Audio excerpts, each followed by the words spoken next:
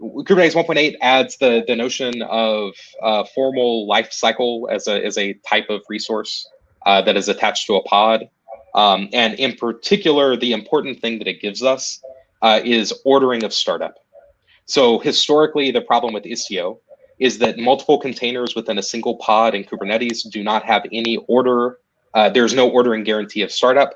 Effectively, they race at startup, right? And this has given people all kinds of issues. If my application is written to make a network call at startup to get configuration, and that fails, then my entire app fails, right?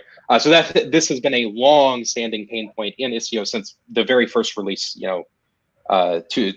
3 years ago now, 2 years ago, almost 3 years. So yes, we were very excited to see that finally Kubernetes is addressing this in a first-class way.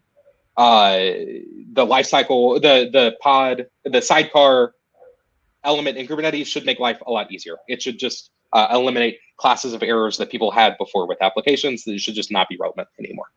Is the hope.